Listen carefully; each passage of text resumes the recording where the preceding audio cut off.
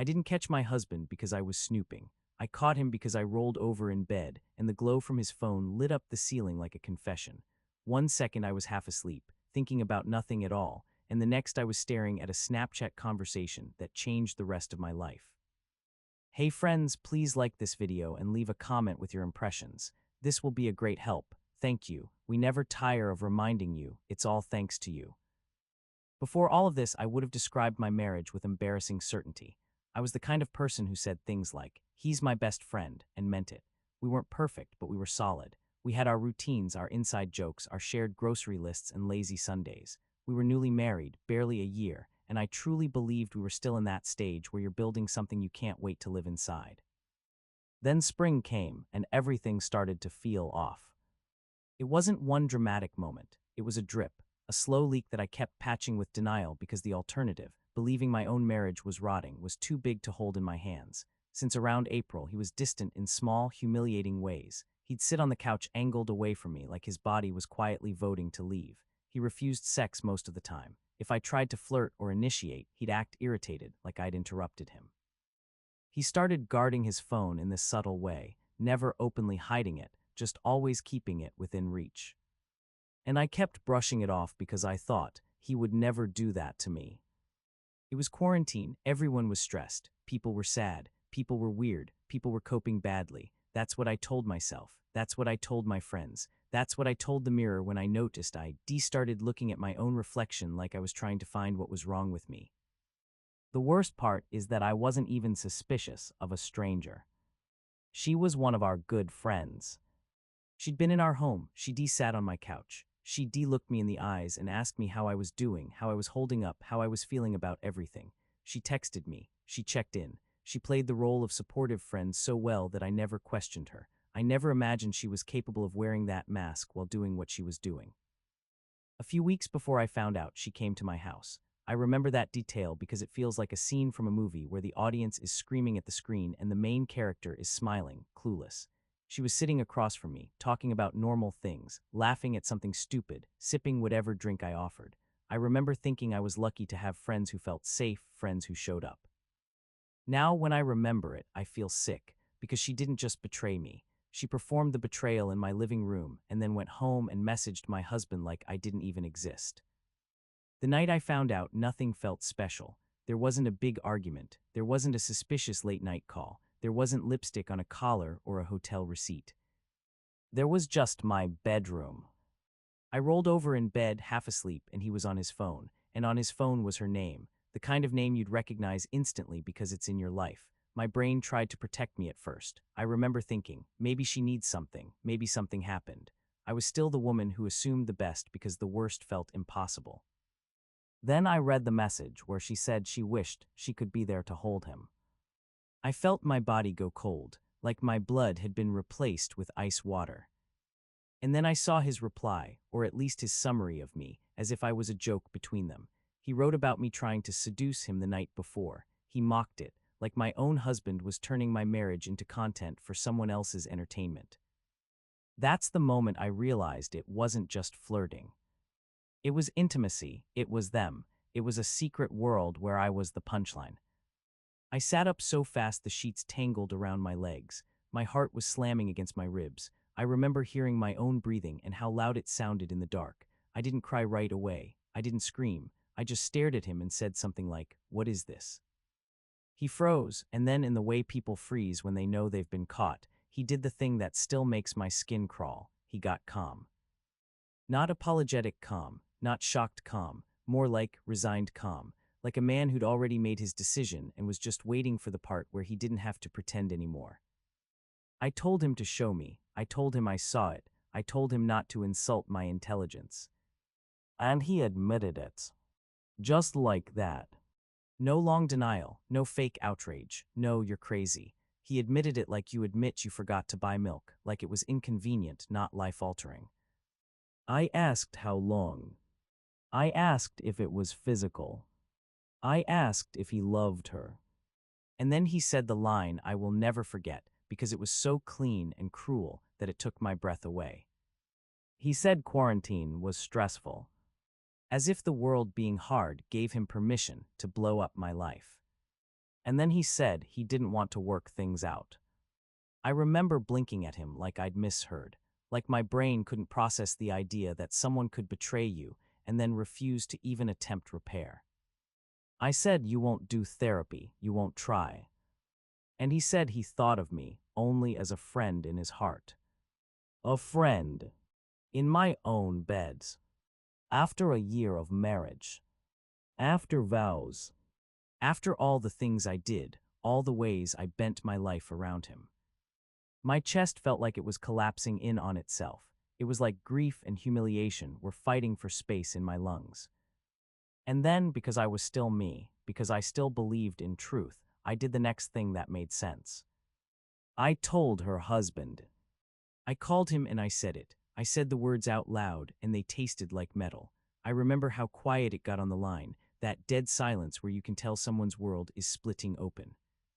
He confronted her. And that's when I learned it started earlier than I thought.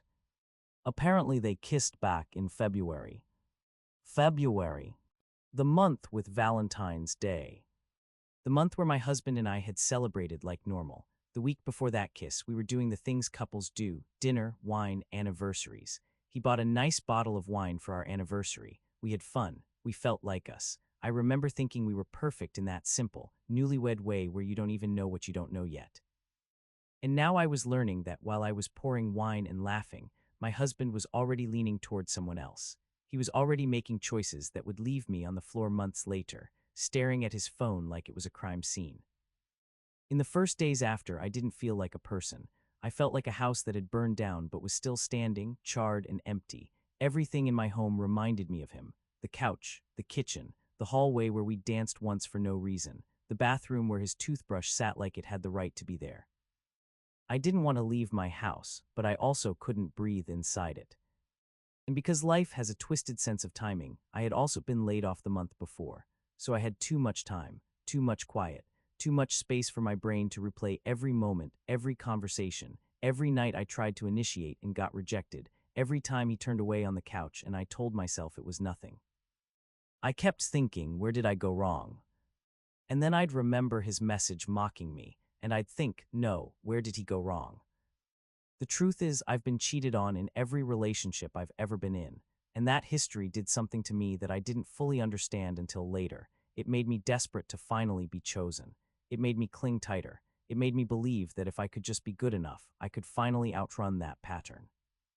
He was supposed to be my forever. Instead, he made me a statistic in my own life. I made therapy appointments immediately, not because I was strong, but because I was drowning and therapy was the only lifeline I could see. And then the separation happened in a way that still shocks me when I look back. Because he didn't fight for me, he didn't beg, he didn't show remorse to my face, he didn't sit with me and cry and say he was sorry. I had one conversation with him after everything. One. It lasted maybe 5 minutes, and it was like talking to a robot. I learned through other people that he cried to them about how he ruined his life, but he never cried to me, he never apologized to me, he never looked me in the eyes and owned what he did. And that's when something in me started to shift. Because I realized something that therapy later put into words. There are people who love you, maybe even in some messy way, but they don't like you, they don't respect you, they don't see you as a full human, they see you as a function in their life, a supporting role. And when you stop functioning the way they want, they replace you. At first, I wanted him to come home. I wanted the old version of us. I wanted the story I thought I was living. But you can't rebuild a marriage with someone who's already decided you're disposable. So I stopped begging the universe for him to return, and I started building a life that didn't require his permission. I left our old, dreary house behind, and I moved. I picked a small, walkable city, a place that felt like a fresh start instead of a mausoleum. I found an apartment that felt like my dream, light, cozy, a place where I could decorate without someone making me feel guilty for wanting beauty.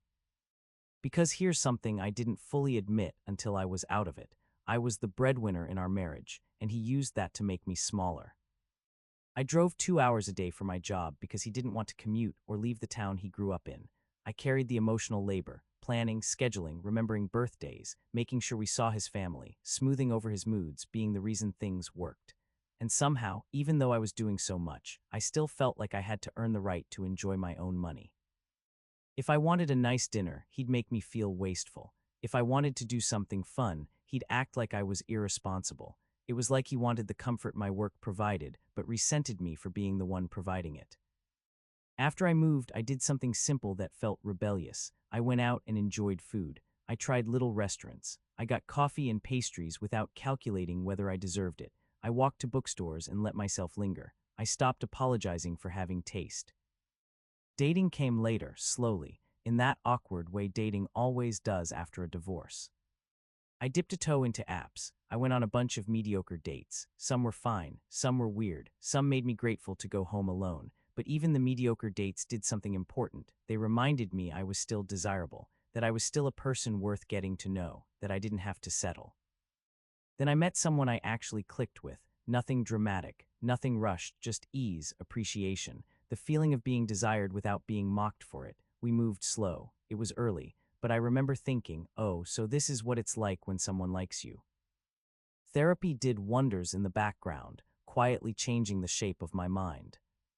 I stopped seeing divorce as a personal failure. I stopped telling myself I was defective because my marriage ended. I started seeing the truth. He failed, not me. And one day, I realized I woke up without that weight on my chest. I could breathe. The holidays came and went, and they were surprisingly easy. I spent time with my family without compromising anything. I didn't have to manage his moods. I didn't have to drag him places. I didn't have to be the social secretary for a man who would use me as an excuse to get out of stuff. Life got quieter. Then life got good. And then time did what time does. 5 years passed. And I'm telling you, if you're in the middle of it right now, if you're in that early stage where you can't eat, can't sleep, can't imagine being okay, this part is for you, because I didn't believe it either. But it can get so much better that it feels like it happened to someone else. Over 5 years later, I looked back and it truly felt like it happened in a different life. I still got messages from people asking what happened, asking if it ever stopped hurting, asking if they would ever feel normal again. So here's what the after looked like for me. First, people always ask about my ex-husband. I haven't had contact with him since September of 2020. I don't track him. I don't ask about him. I don't need updates. But I can see that he still follows me on Instagram. And he watches all my stories. I considered blocking him. I really did. But I didn't, not because I'm noble. Because there's a petty part of me that enjoys the idea that he gets to watch me live a full life from the outside. That he gets to see what he threw away over and over again, like an endless rerun of his own bad decision. As for him and the affair partner, yes, they stayed together. They got married after a whoopsie kid, and I'm pretty sure they had another one. But the thing about building a relationship on betrayal is that it doesn't come with a clean conscience. It doesn't come with supportive friends and fresh beginnings. It comes with consequences that don't always look like lightning bolts, but show up anyway. They both lost their jobs as teachers. From what I heard, my ex got her a job at his school, which meant she walked into a building full of adults who knew exactly what happened. An entire staff aware that two married people didn't just fall in love, they lied, they cheated, they humiliated someone they were supposed to care about. Eventually, they had to move to the middle of nowhere. And the last little bit of gossip I heard, because sometimes life hands you comedy even when you didn't ask for it, was that the affair partner had been texting his former best friend these unhinged rants about not being included in get-togethers and about not letting my ex be a groomsman in his wedding. Imagine doing what they did and then being shocked that people don't want you in their photos. But enough about them, because they already took up too many pages of my story. Here's what I did with the pages they gave back. When we last left off, I'd moved to a new city, Richmond, Virginia, and I was finding myself again. That change of scenery was everything. I was never meant to live in the suburbs. I needed sidewalks, coffee shops, bakeries, bookstores, life within reach. Moving to a place where I could walk to little joys helped my mental health almost as much as therapy did. A couple years later, I bought a house. Not a house built around a marriage, a house built around me. I settled in, I made it mine. I chose the furniture without negotiating. I painted walls because I liked the color, not because it was practical. I stopped building my life around someone else's limitations. And then I got my puppies. A corgi. His name is Bilbo Baggins. And I'm only half joking when I say he's the true love of my life. He's a chunky little guy with a big personality, and he is, without question, the greasiest thing to ever happen to me. He has this ridiculous ability to make strangers smile. He has his own little dog social group. We go to this local dog park that has a bar, and I've watched Bilbo trot around like he owns the place while I sip a drink and realize, oh, this is happiness. Kids aren't something I plan on, and that's another thing therapy helped me admit. For a long time I thought I should want kids because that's the next step on the life checklist. But I kept pushing it later and later because deep down, I didn't want them. I wanted freedom. I wanted peace. I wanted my life to feel like mine. So Bilbo is basically my son. And in a way, he represents something bigger. I finally stopped doing things because I thought I had to. Life hasn't been perfect. It never is. My dad died. My best friend moved across the country. There were seasons where I didn't date much at all. Dating wasn't a priority. My friends joked I was too picky. I told them I wasn't picky. I was informed. I knew what it was like to be married to someone who might love you technically, but doesn't like you, who doesn't respect you, who makes you feel smaller, and I decided I would rather be single than settle for high stress and low compatibility. Living peacefully is joyful, and I refuse to trade that for the wrong person ever again. So while I might be single, I'm fulfilled, I'm busy, my life is full. On my birthday, this is a real sentence I get to say. I spent it in Paris at a Lady Gaga concert. I saw Sabrina Carpenter in Amsterdam, Taylor Swift in Lyon, Springsteen in Edinburgh, Noah Kahan at Fenway Park. Earlier this year, I went to Katmai National Park and watched brown bears at the falls. I have a DND group. I have a village of people I love. I built a life so full that sometimes I forget I ever thought my husband leaving meant my life was over. But here's the part that matters, the part that makes this more than a glow-up montage. I would not be in this headspace if I hadn't gone to therapy and dug into why I settled in the first place. Because my ex didn't just cheat. He also trained me to accept things I should have never accepted. There's one memory that feels like the perfect symbol of who he was and how I disappeared around him. When we were planning our honeymoon in New Zealand, he picked the location, but I planned the entire thing, every detail, every booking, every itinerary. He refused to do any driving, so we had to do a guided tour that left on specific dates. That meant we needed specific flights. We needed a specific day off. He couldn't get the day off work. He insisted it was impossible.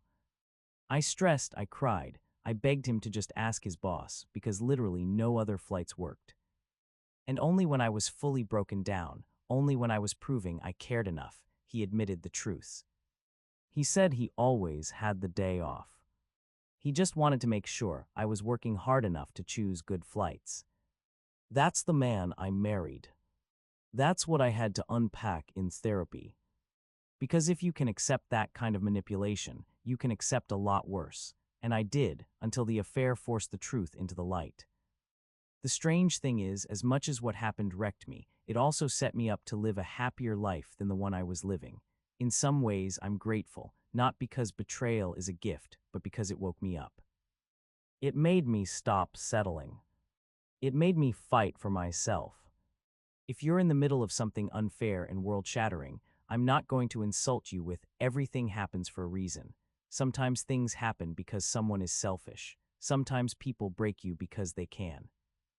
But what I will tell you is this: it isn't forever. It takes work, it takes therapy sometimes. It takes time. It takes sliding back into the hole and clawing your way out again and again. But you can get out. You're worth fighting for. And one day you might be standing in a city you chose, with a life you built, laughing with friends you love, watching your chonky corgi run around a dog park like he's the mayor, while the person who broke you watches your Instagram stories like a ghost. And you'll realize the quiet truth. He didn't end your life. He gave it back.